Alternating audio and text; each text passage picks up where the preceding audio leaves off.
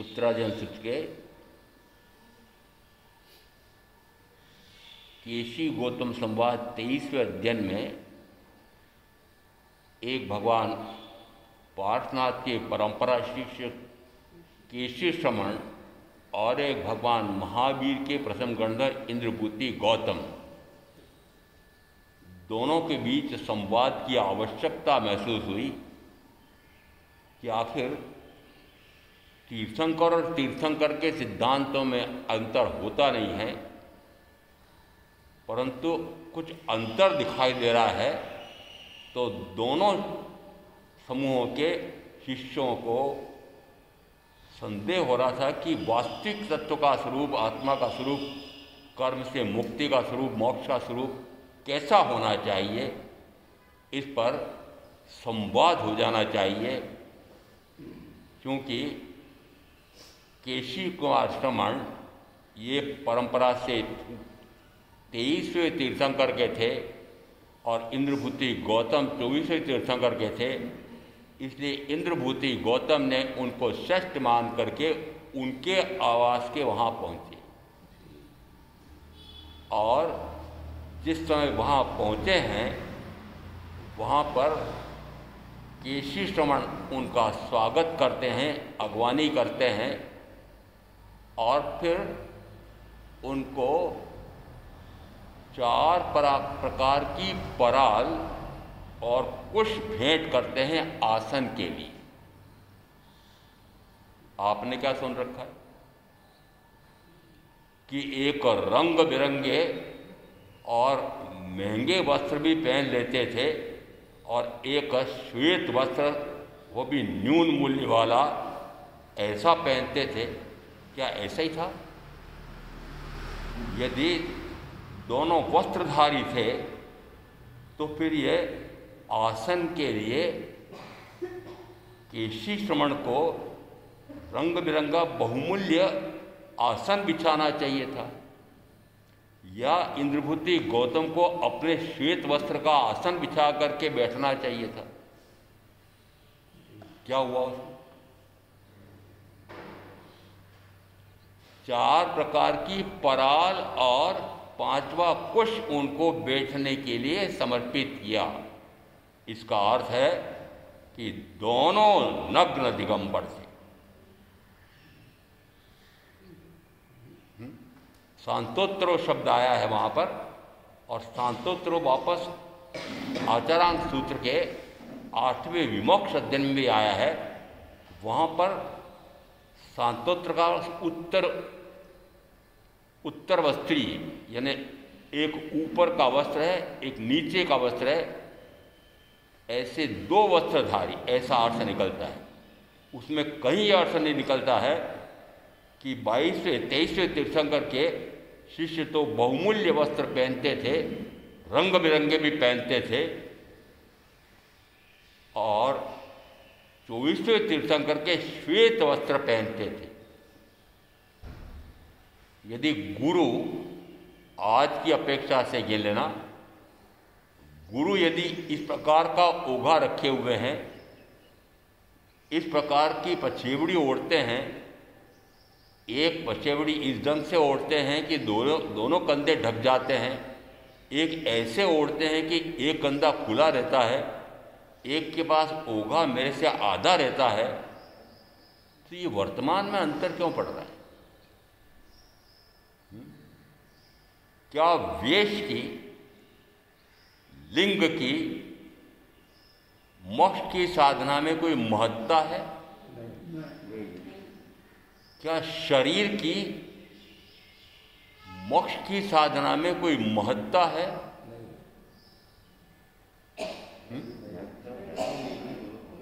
आया तो है, इसी 23वें अध्ययन में आया है कि चतुर्कतुरूप महासमुद्र है, उसमें एक नाव है और एक नाविक है। तो फिर नाव कौन सी है और नाविक कौन है?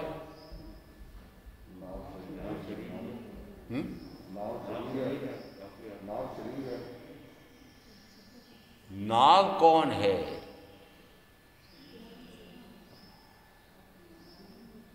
ये आत्मा तो नाविक है और शरीर यह नाव है। इस शरीर रूपी नाव में महासमुद्र को तैर करके वह चतुर्गति से मुक्ति की साधना करता है। और इसका अर्थ तो ये निकला कि शरीर के कारण से ही आत्मा की साधना हो सकती है, शरीर के बिना तो आत्मा की साधना ही हो सकती। महाराज स्वाध्याय करेंगे तो आँख चाहिए, प्रवचन सुनेंगे तो कान चाहिए, मनन करेंगे तो मन चाहिए। तो मन वचन काया की इंद्रियों की तो आवश्यकता है, उसके बिना साधना कैसे होगी?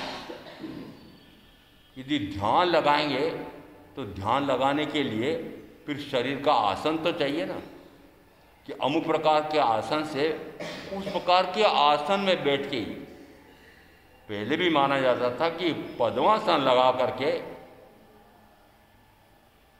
इस प्रकार की ध्यान साधना की जा सकती। तो ध्यान मुद्रा के लिए हमारी 24 तीर्थंकर परमात्मा की जो मूर्तियां हैं, कौन सा आसन है?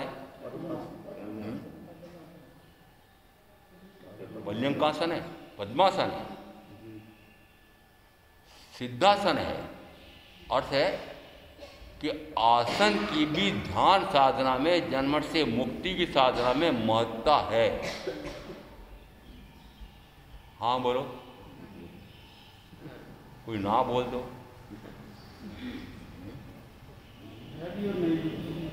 शरीर रूपी नौका और आत्मा रूपी नाविक, और वह नौका कब छूटेगी, कब छोड़ेगा कि जिस समय मोक्ष रूपी किनारा आ जाएगा तब वो नौका छोड़ेगा। तब तक तो नौका रहेगी ही रहेगी।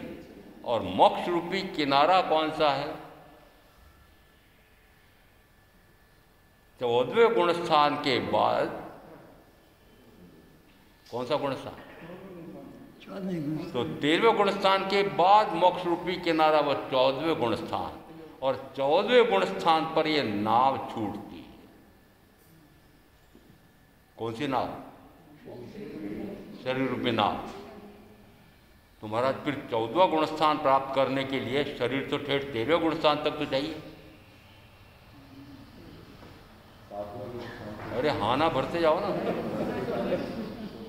हाँ बोलते जाओ, ना बोलते जाओ।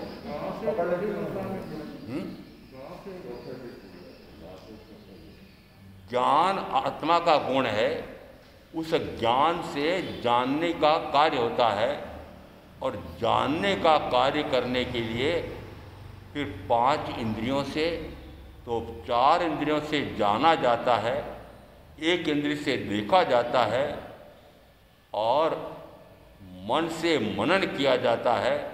इसका अर्थ है कि मन की, वचन की, काया की, इंद्रियों की आवश्यकता तो आत्म साधना के लिए है। अरे हाँ करते हो ना, कोई हाँ कर दो, कोई ना कर दो। मैं जब कानून पढ़ाता था तो मैं ऐसा पढ़ाता था कि उसी कानून की वही धारा, उसका विवेचन इस प्रकार से कि उसका वादी रूप में भी और प्रतिवादी रूप में भी दोनों अर्थ निकाल लें। जो वादी बनकर के खड़ा होगा न्यायालय में, तो वादी के पक्ष को सबल करने के लिए धारा वही है, और प्रतिवादी काट करने के लिए भी धारा वही है। तो उस धारा का 2 प्रकार का अर्थ निकल सकता है। तो अभी धारा की जगह सूत्र है, तो फिर सूत्र के भी 2 प्रकार के अर्थ निकल सकते हैं।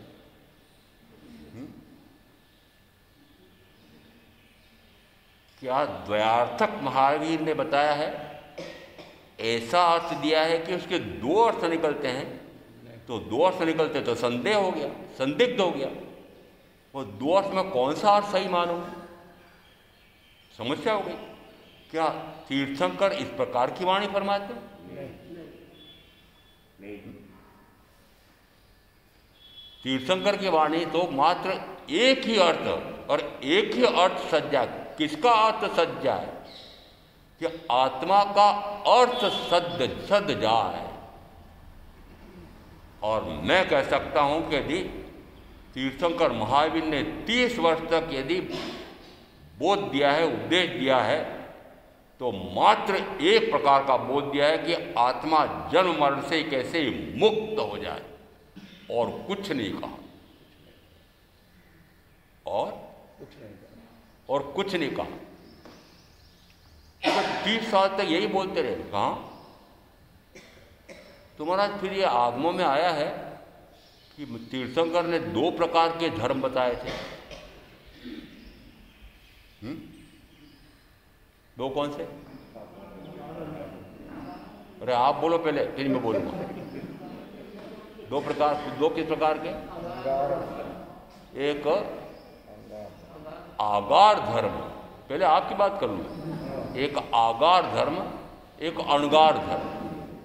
आगार यानी छूटे रखता है, आगार यानी घर परिवार रखता है, अणगार यानी कोई छूट नहीं रखता है। हिंसा, झूठ, चोरी, मैथुन, परिग्रह, इन 5 पापों में पूर्णतः परित्याग 3 करण 3 योग से जीवन पर्यंत के लिए उसमें कोई अपवाद नहीं रखा है। रात्रि भोजन आप भी त्यागते हैं, चारों प्रकार के आहार का त्याग करते हैं, छूट रखते हैं, छूट रखते हैं ना। महाराज देखो, कभी कभार ऐसा प्रीतिभोज होता है तो प्रीतिभोज में जाना पड़ता है तो छूट तो रखना पड़ेगी। हमारा घर में तो सूखी रोटी मिलती है, तो जिस समय जीमने का अवसर आएगा उस समय मेरे छूट रखो ना महाराज। छूट यानी ढिलाई, छूट यानी क्या, ढिलाई। तो मोक्ष के मार्ग पर ढीला ढीला धीरे धीरे चलेगा। महाराज हमने तो दूसरी कक्षा में पढ़ा था कि धीरे धीरे चलने वाला पहले पहुंच गया और तेजी से भागने वाला वो पीछे रह गया।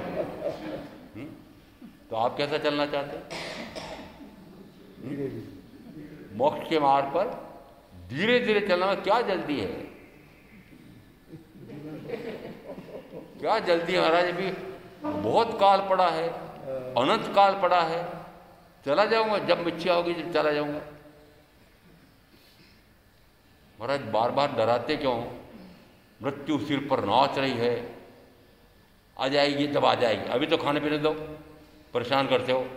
ध्यान रखो, मृत्यु सिर पर नाच रही है। क्या कर रहे हो? 5 इंद्रियों का भोग भोग रहे हो, दशा पाल रहे हो, राग द्वेष कर रहे हो, मोह कर रहे हो, मरोगे चतुर्गति में। महाराज क्यों डराते हो? महाराज क्यों डराते हो? जिस समय तीर्थंकर ने नरक गति और तिर्यक गति बताई और ऐसा बताकर कि नरक गति और तिर्यक गति में पाप कर जाता है, तो आपको डराया है कि अरे नरक में जाना पड़ेगा। वास्तव में नरक है नहीं, परंतु डराया कि जिससे पाप नहीं करें। ठीक है ना? पुण्य करें, क्यों? क्योंकि पुण्य करने से स्वर्गीय सुख मिलते हैं, मानवीय सुख मिलते हैं। तो फिर महावीर ने भी पाप का मार्ग भी बताया और पुण्य का मार्ग भी बताया। 2 प्रकार के धर्म बताए, तो 2 प्रकार का मार्ग बताया ना महावीर ने। पाप का मार्ग भी महावीर ने ये तो निश्चित मानना कि 2 प्रकार के मार्ग बताए। ये 2 प्रकार के मार्ग संसार मार्ग है, बताए हैं। संसार मार्ग भी बताया है और असंसार मार्ग भी बताया है। तो संसार मार्ग कौन सा होगा? शुभ और अशुभ। फिर मोक्ष का मार्ग क्या होगा? शुभ और अशुभ दोनों से परे। तो फिर महाराज वो पुण्य का मार्ग नहीं बताया गया?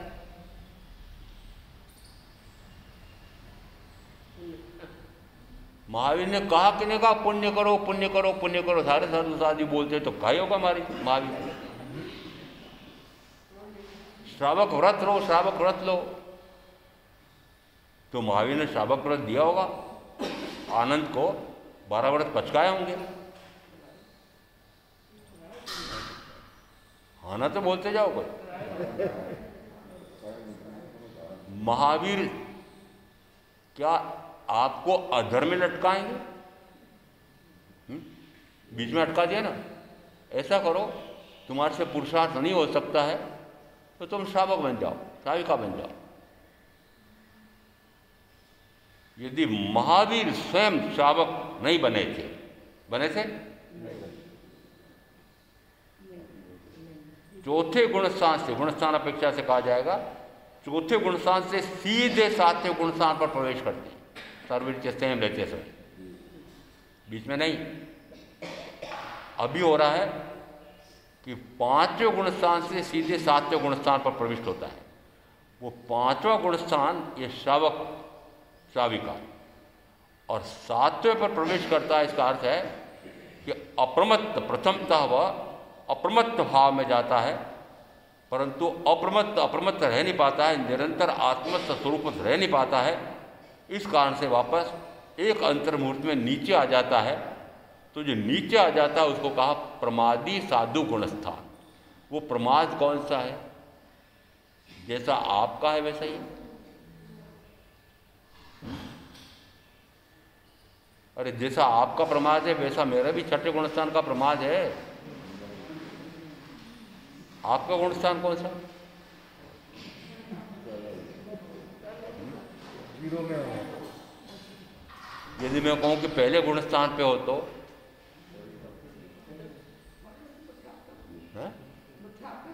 नहीं महाराज, पहले गुण स्थान में नहीं हूं मैं तो। कौन से गुण स्थान पे हो? पहले बोलो से नाम तो बोलो। महाराज चौथे गुण स्थान पे हो। मैंने कहा राग द्वेष मोह से रहित बिना चौथा गुण स्थान हो जाएगा, कषाय से रहित हुए बिना चौथा गुण स्थान हो जाएगा, अप्रमत्त साधना हो जाएगी, शरीरी भाव से हट करके आत्मभाव में रमणता हो जाएगी। यदि आत्मभाव में रमणता है तो राग द्वेषादि में रमणता नहीं हो सकती। यदि घर परिवार में मोह ममता पाल रखी है तो आत्म साधना मोक्ष की साधना हो नहीं सकती। दोनों में विरोध है, पूरी तरह से विरोध है। एक पूर्व से पश्चिम की ओर रास्ता जा रहा है, एक पश्चिम से पूर्व की ओर रास्ता जा रहा है। एक घोड़ा पूर्व से पश्चिम की ओर दौड़ रहा है, एक घोड़ा पश्चिम से पूर्व की ओर दौड़ रहा है। और आप सारे कहते महाराज हमारी तो दो टांगे हैं, एक टांग हमने पूर्व के दिशा में दौड़ने वाले घोड़े पर रख रखी है और एक टांग पश्चिम की दिशा में दौड़ने वाले घोड़े पर रख रखी। तो गिरो के नहीं चारों खाने चित्त गिर के पड़ोगे कि नहीं?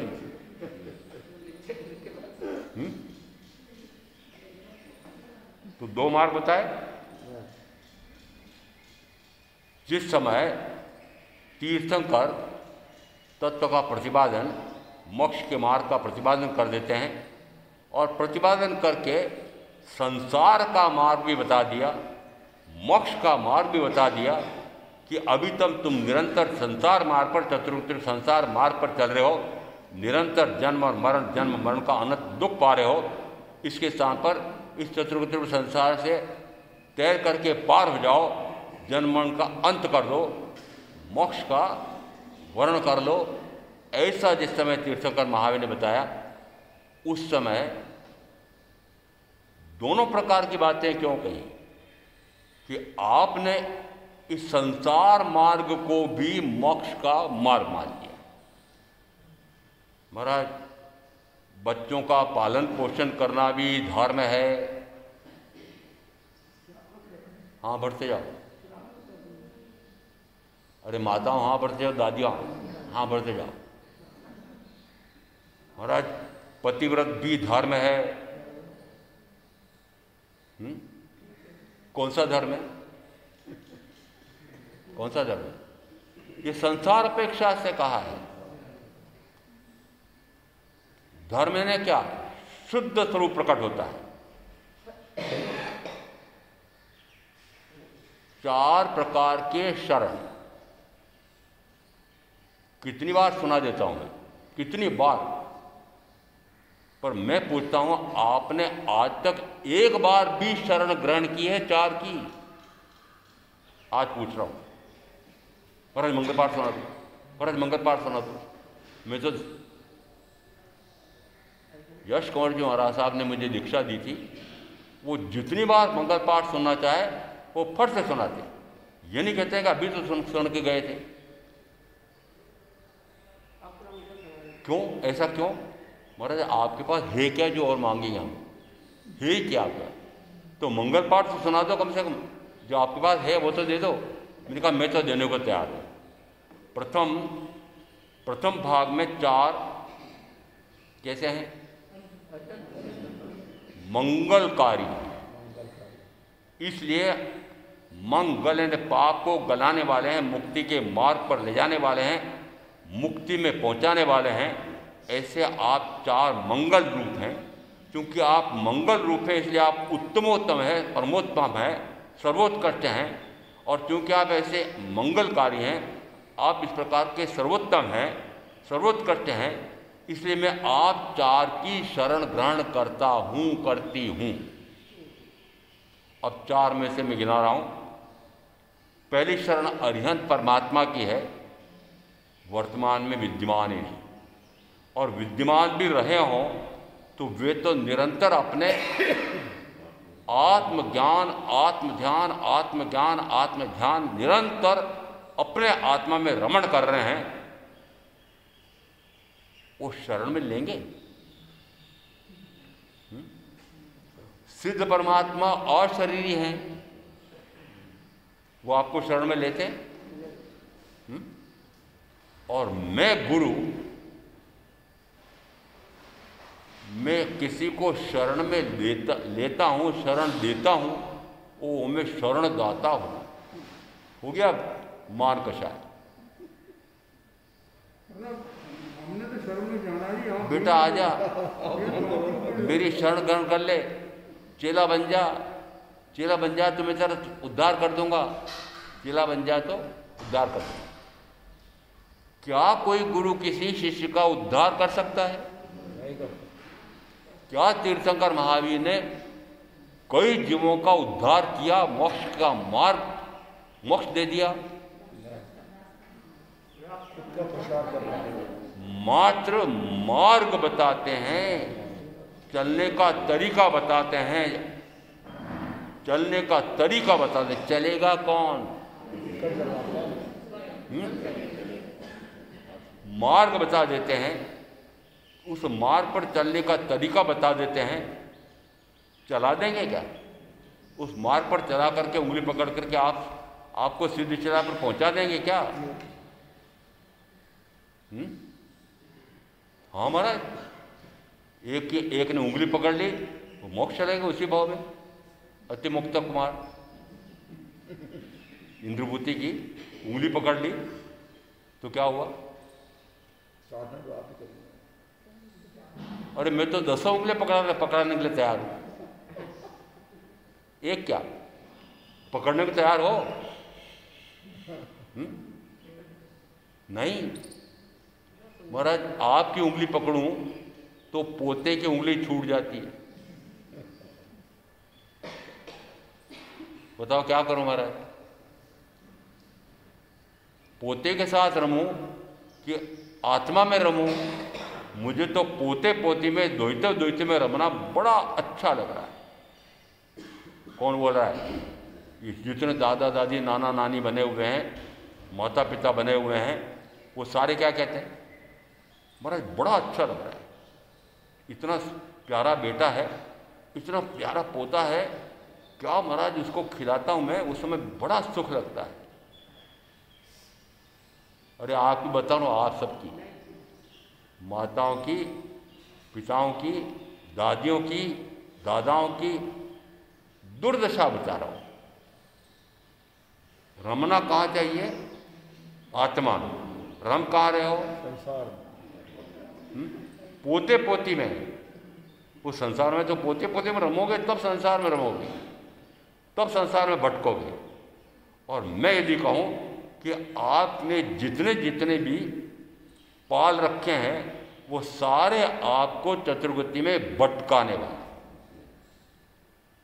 और एकमात्र ये पंच परमेष्ठी ऐसे हैं कि आपको चतुर्गति से मुक्त कराने का मार्ग, मुक्त करने होने का मार्ग बताते हैं। और इसलिए फिर तीसरी शरण में क्या आया है? मैं अरिहंत परमात्मा की शरण ग्रहण करता हूं, लेते नहीं। सिद्ध परमात्मा और शरीरी है, वे भी शरण में लेते नहीं। सदगुरु भी शरण में लेते नहीं, वो अपनी साधना में मग्न रहेंगे कि शिष्य को शरण देंगे, वे भी शरण में लेते नहीं। मात्र एक शरण बची। कौन सी बची? कौन सा धर्म? अब फिर समस्या आ गई, धर्म कौन सा? वीतराग धर्म। यदि वीतराग धर्म का उन्होंने प्रतिपादन किया है कि वीतराग हो जाओ, रागादि बीत जाए, वीतरागता, परम वीतरागता प्रकट हो जाए तो जन्म से मुक्ति है। तो फिर धर्म कौन सा हुआ? वीतराग धर्म। तो आपने राग द्वेषादि करके रागी द्वेषी मोही की शरण ले रखी है कि वीतरागी की, वीतराग धर्म की शरण ले रखी है।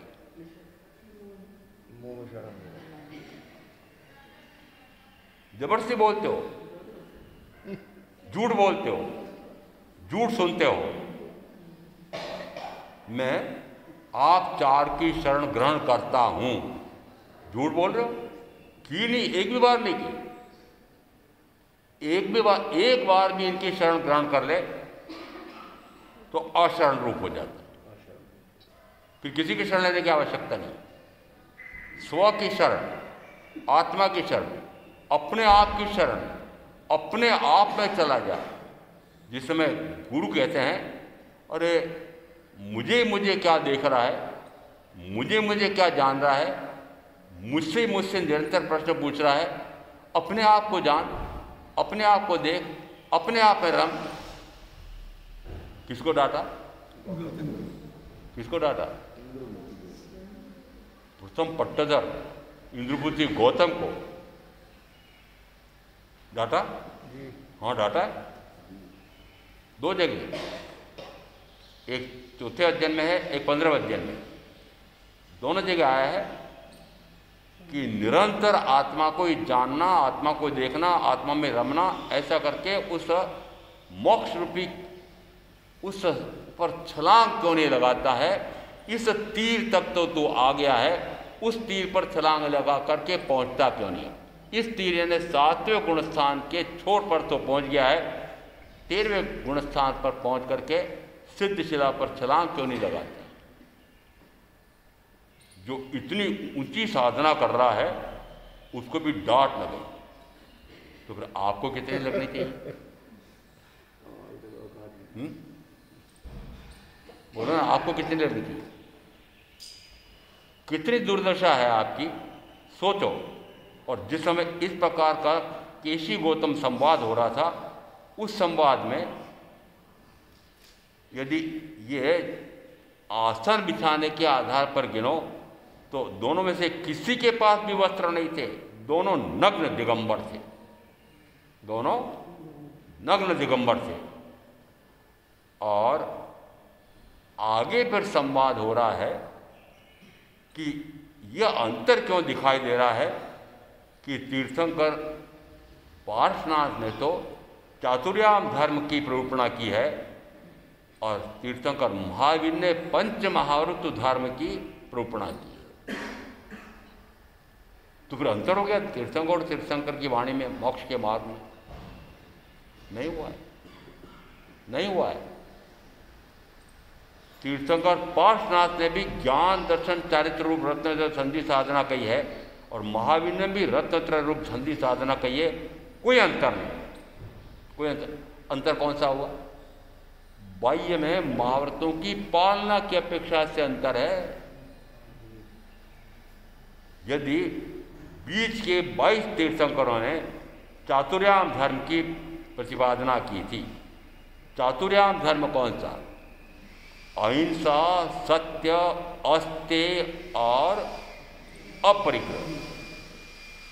परिग्रह में स्त्री भी परिग्रह है, पति भी परिग्रह है, पत्नी भी परिग्रह है। तो मात्र ये धन वैभव भोग साधन मकान दुकान आदि यही नहीं, स्त्री भी परिग्रह है। तो यदि उस समय गुरु ने, परम गुरु ने कहा कि निष्परिग्रही हो जाओ, लेश मात्र भी परिग्रह मत रखो, तो परिग्रह में वो ऋजु और प्राज्ञ बीच के 22, ऋजु और प्राज्ञ तो संक्षेप में भी यदि उनको बात कही जाती थी तो पूर्ण बात समझ जाते थे।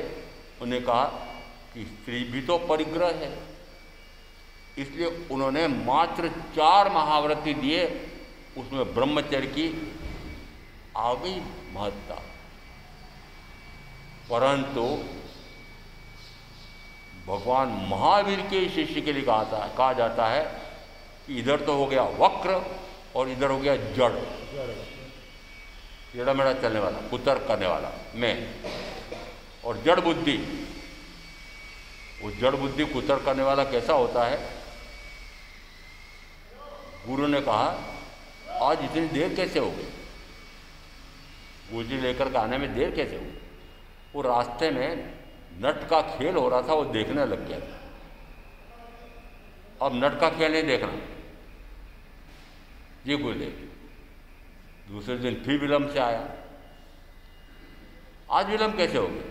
वो नट्टी का खेल देखने लग गया।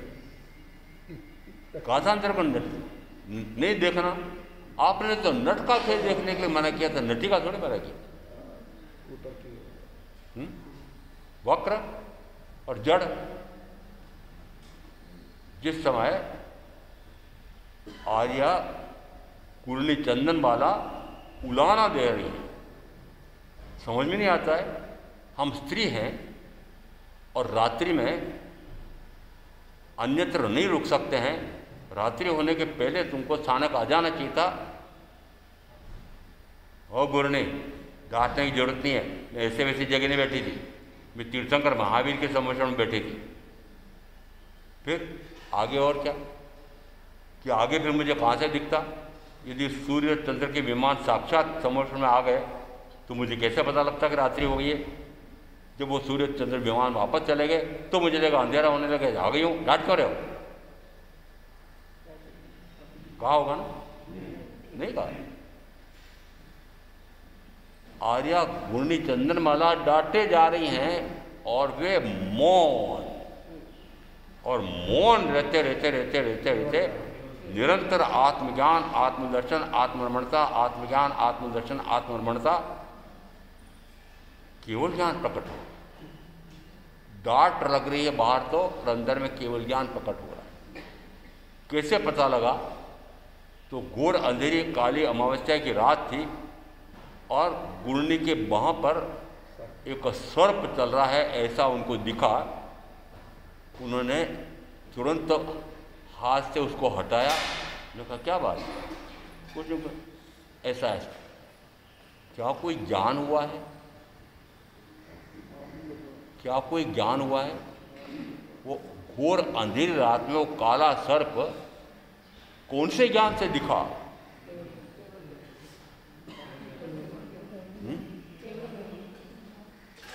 केवल ज्ञान से ना, अवधि ज्ञान से नहीं दिख सकता है।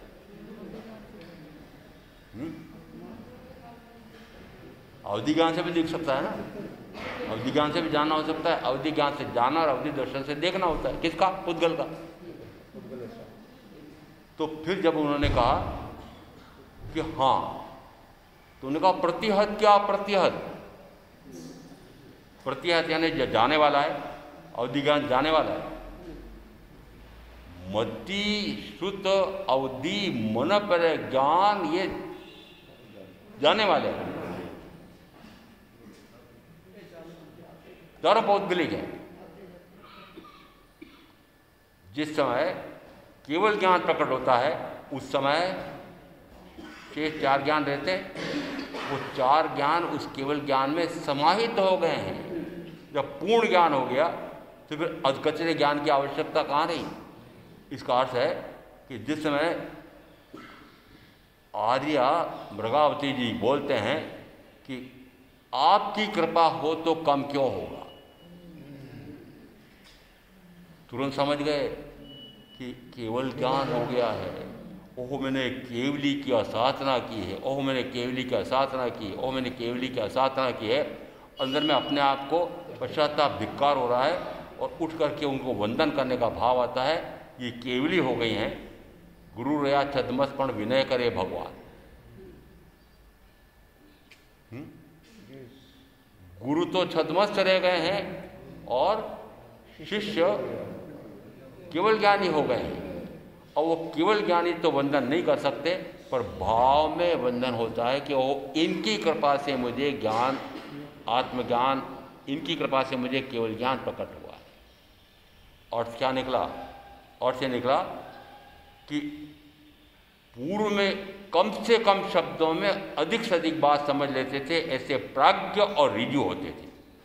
और 24वें तीर्थंकर के इधर तो प्राज्ञ के स्थान पर जड़ बुद्धि और इधर कुतर्की, वक्र। इस कारण से उनको बहुत विस्तार से समझाना पड़ा। क्यों? क्योंकि यदि बीच के 22 तीर्थंकरों के शिष्यों को कहा कि भाई स्त्री भी परिग्रह है, मैं कहूँगा जीता जागता मनुष्य है, वो परिग्रह कैसे हुआ? वो चल अचल संपत्ति वो परिग्रह है, ये तो मनुष्य है ना। तो परिग्रह में स्त्री नहीं है, सम्मिलित नहीं है, पुरुष सम्मिलित नहीं है। इसका मतलब है कि मैं स्त्री रख सकता हूं। तो फिर महावीर ने क्या कहा, एक महाव्रत और जोड़ना पड़ा। ये ऐसे वक्र और जड़ मेरे जैसे के लिए इन्होंने कहा ये कुतर्की होगा। तो फिर उन्होंने कहा नहीं, एक और ब्रह्मचर्य का महाव्रत जोड़ा। दो अपेक्षाएं थी कि आगे का काल इस प्रकार का आ रहा है कि उस समय यह भोगों का भयंकर आकर्षण होगा। इस कारण से ब्रह्मचर्य की भारी महत्ता है। और सूत्रकृतांग सूत्र में एक सूत्र इस प्रकार का आया है कि मैथुन सेवन के बराबर कोई पाप नहीं और ब्रह्मचर्य के समान कोई तप नहीं। पाप में 18 प्रकार के पाप हैं, परंतु कौन से पाप को सबसे भयंकरतम कहा है महावीर ने कि मैथुन सेवन के समान और कोई पाप नहीं। मात्र उस एक पाप के लिए 17 पाप, उस एक पाप के लिए सहायता करने वाले 17 प्रकार के पाप हैं। इसका अर्थ है कि एक प्रकार के पाप में 17 पाप यदि सहायता कर रहे हैं तो सबसे भयंकर पाप कर्म है और इतने कर्म का बंद करा देता है कि अनंत बार जन्म मरण होता है, ऐसा कहा है। अब तुलना करके वापस कहा कि ब्रह्मचर्य के समान कोई तप नहीं। ऐसा क्यों कहा? इसलिए कि वस्तुतः मैथुन सेवन का भाव इतना उग्र होता है, वह छूटता नहीं है। और जिस समय छूटता है उस समय मानना कि उत्कृष्टतम साधना हो गई है। इसलिए उन्होंने कहा कि ब्रह्मचर्य के समान कोई तप नहीं। और आगम का प्रमाण दे रहा हूं सूत्रकृतांग सूत्र में 6ठे अध्ययन में 25 में आया है, दृष्टांत देकर समझाया है कि जैसे अरिहंतों में महावीर सर्वश्रेष्ठ हैं, उसी प्रकार से व्रतों में महाव्रत ब्रह्मचर्य का महाव्रत सर्वोत्कृष्ट है। और तप में यह तप में कौन सा कहा? ब्रह्मचर्य। इसका अर्थ है कि ब्रह्मचर्य की कितनी महत्ता है कि 12 प्रकार के तपों से भी ऊपर है।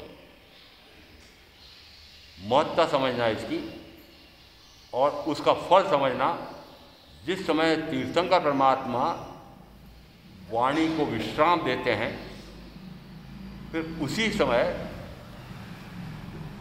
कुछ भाई एक बहन उठता है, भगवान आपके प्रवचन तो इस प्रकार के हैं कि तुरंत सर्ववृत्ति संयम लेना चाहिए। भगवान मैं सर्ववृत्ति संयम ग्रहण कर रहा हूं, संयम ग्रहण कर रही हूं। एक दूसरा उठा, उसने कहा भगवान आपकी वाणी तो ऐसी है कि आपकी वाणी को सुनकर के कई राजा, कई तलवार, मांडविक राजा समाज ऐसा होता था, मांडविक और श्रेष्ठी सर्ववृत्ति संयम 3 योग से जीवन पर्यंत के लिए लेकर के और मोक्ष की साधना बहुत तेजी से कर रहे हैं।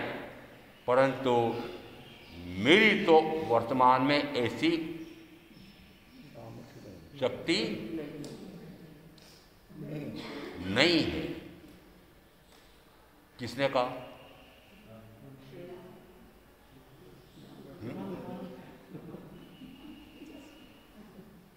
आत्मा में शक्ति कितनी है?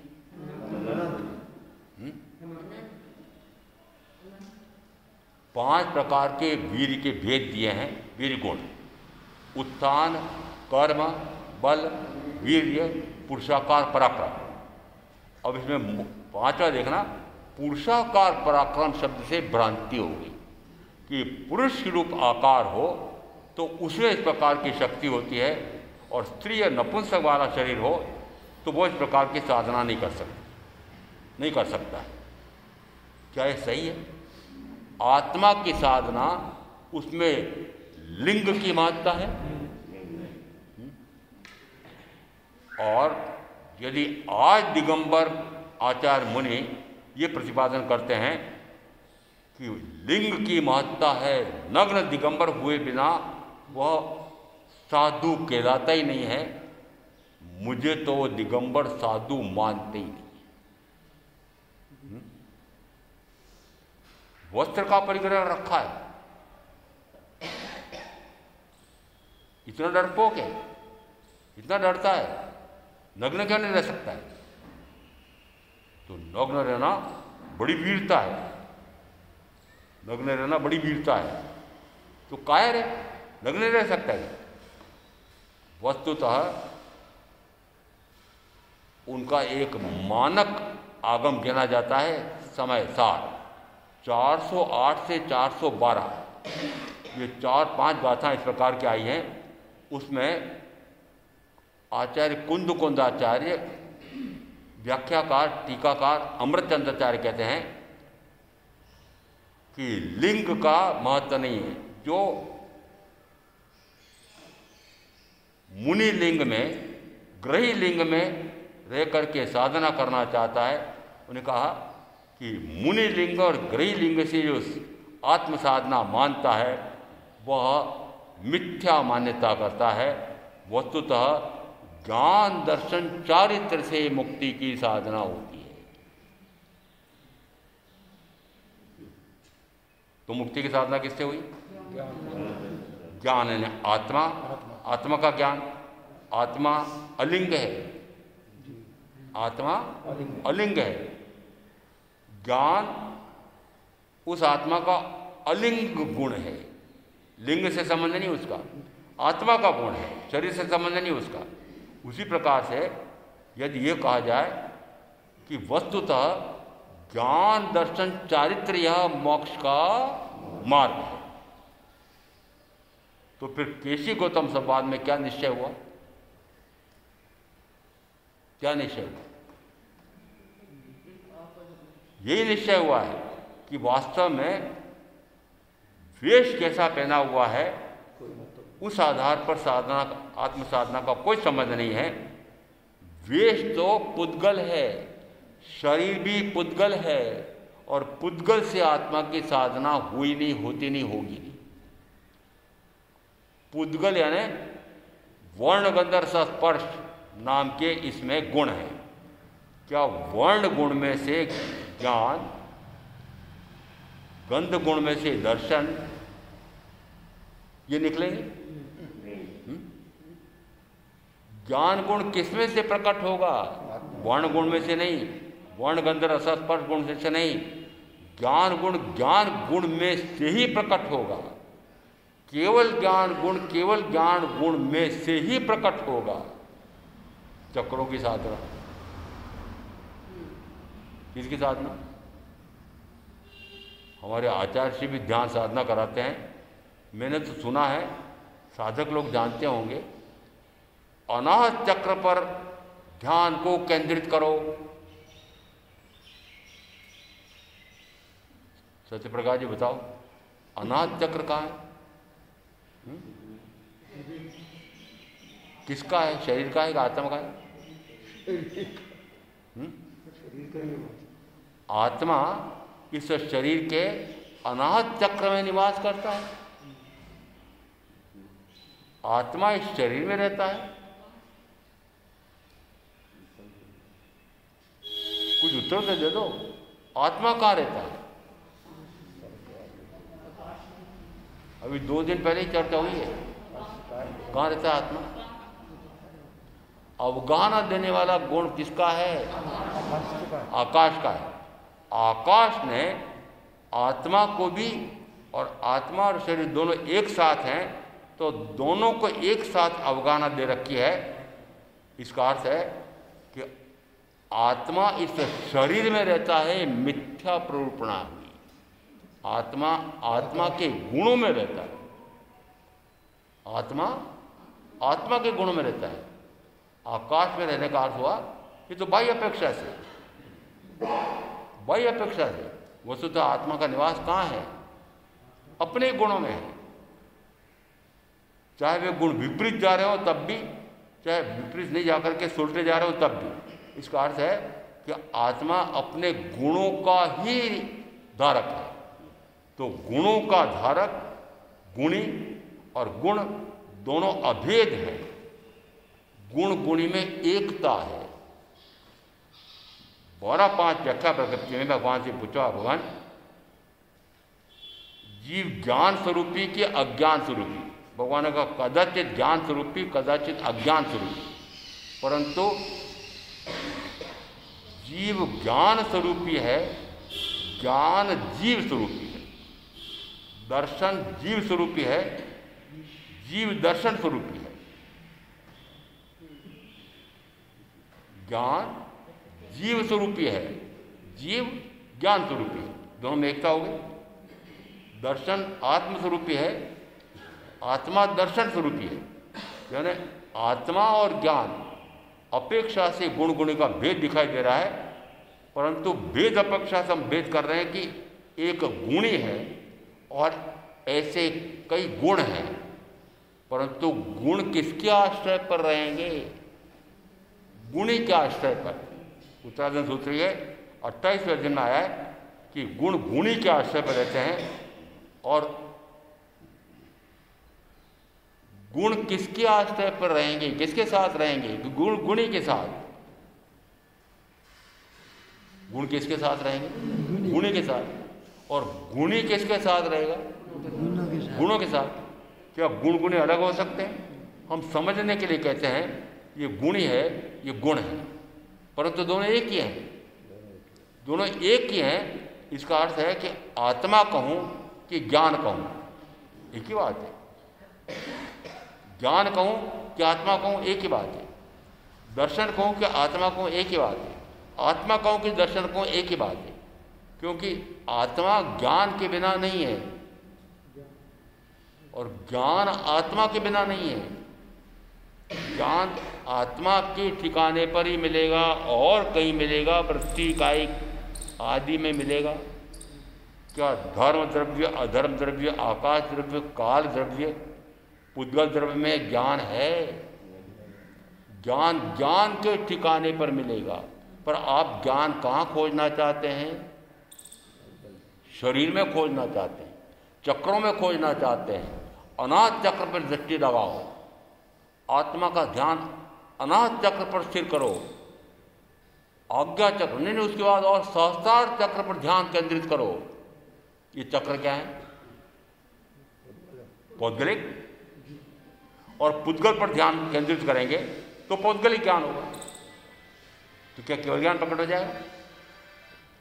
आत्मज्ञान प्रकट हो जाएगा? ठीक है, नहीं। केशी गौतम संवाद में यदि वहां एक अंतिम बात आई है कि चतुर्विध संसार समुद्र है, उसमें पूछा कि उस समुद्र को कैसे पार करोगे, तो दृष्टांत दिया कि आत्मा रूपी नाविक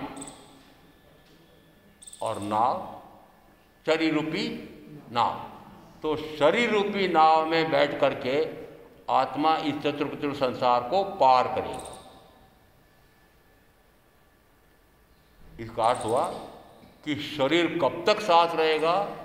कि 13वें गुण स्थान के अंतिम समय तक साथ रहेगा। और मैं कहता हूं कि शरीर पूरी तरह से हट जाएगा तब चौथा गुण स्थान होगा। शरीर से पूर्णतः पृथक हो जाओगे, शरीर मैं नहीं हूं, मैं तो शुद्ध चैतन्य स्वरूप सिद्ध समान आत्मा हूं, ऐसा अंदर में पक्का हो जाएगा। मात्र श्रद्धांत से पक्का होगा ऐसा नहीं, दोनों एक दूसरे से पूर्णतः स्वतंत्र पृथक अस्तित्व वाले हो जाने हैं। तो दोनों अलग अलग हो गए, दोनों अलग अलग हो गए। तो दोनों जिस समय अलग अलग हो जाते हैं उस समय कहा जाता है कि उस समय साधना का प्रारंभ हुआ है। जिस समय दोनों पूर्णतः अलग अलग हो जाते हैं उस समय कहा कि वह केवल ज्ञान की प्राप्ति कर लेता है। तो जिस समय शरीर अपेक्षा से तो 13वें गुण स्थान के अंतिम समय पर छूटता है, परंतु भाव से उस समय छूटता है जिस समय चौथा गुण स्थान होता है। कुछ समझ में आया? कुछ समझ में आया? शरीर की साधना में महत्ता है, इंद्रियों की साधना में महत्ता है। महाराज, इंद्रियों की महत्ता क्यों नहीं है? आप बोल रहे हो तो वचन वर्णना से बोल रहे हो, हम सुन रहे हैं तो कर्णेंद्रिय से सुन रहे हैं, हम स्वाध्याय कर रहे हैं तो आँखों से कर रहे हैं, हम दर्शन कर रहे हैं तो आँखों से कर रहे हैं। तो इन इंद्रियों की तो महत्ता है, शरीर की महत्ता है।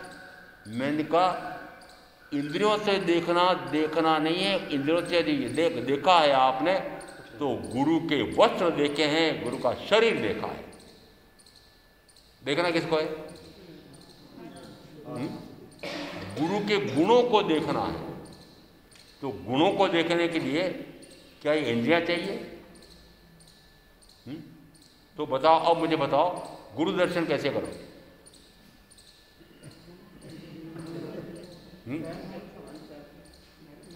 कि तुम्हारा दर्शन दुर्लभ हो रहे हैं। बिल्कुल दुर्लभ कहाँ से हो गए? जिस समय आप ध्यान लगाओ अरिहंत परमात्मा पर, सिद्ध परमात्मा और शरीर और ध्यान लगाओ तो और शरीरी सिद्ध ध्यान में आ सकते हैं। मैं भी अशरीरी,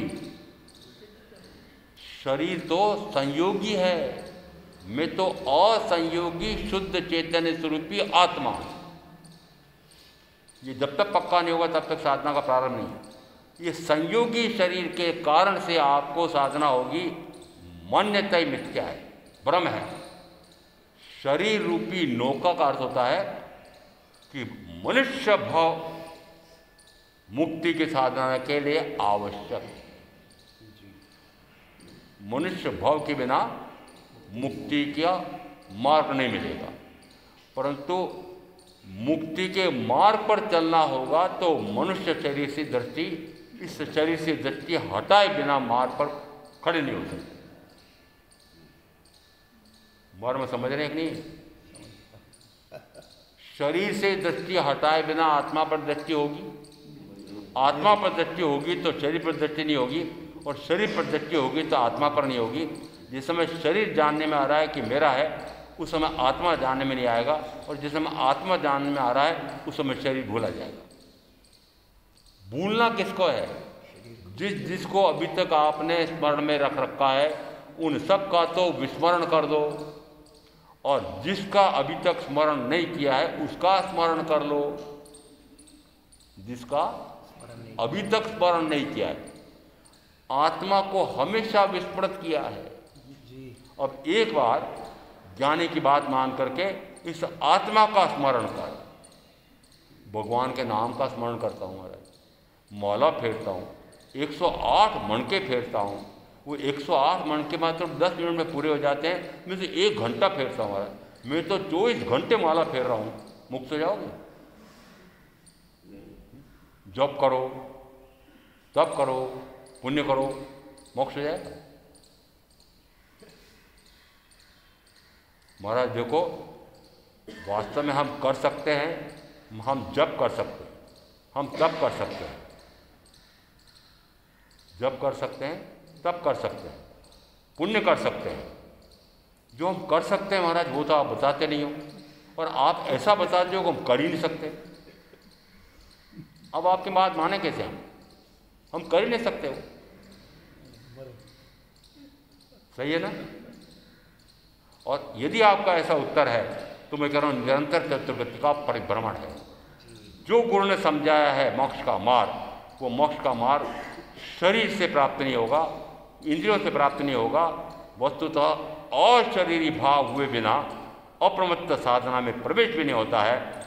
इसलिए अप्रमत्त है ना, निरंतर आत्मा भाव में रमणता वह अशरीरी भाव है, और शरीर पर दृष्टि है तब तक आ जाता है, आत्मा पर दृष्टि नहीं है। सर्व और से दृष्टि हटा करके मात्र आत्मदृष्टि हो, सर्व का बाहर से जानना बंद होता है, तब कहा जाता है आत्मा को आत्मा का ज्ञान हुआ है। और जो अभी रमणता हो रही है, अनंत में रमणता हो रही है, उनमें रमणता छोड़ करके मात्र आत्मा में रमणता हो तो ज्ञान दर्शन चारित्र रूप ऐसा मोक्ष का मार्ग बनता है, और वह पूर्णता को प्राप्त होता है। तब कहा जाता है कि जन्म मरण से मुक्ति हो जाती है। ऐसा तत्व का स्वरूप समझकर मैं आप जो साधना करेंगे उनका अवश्य कल्याण होगा। ओम शांति।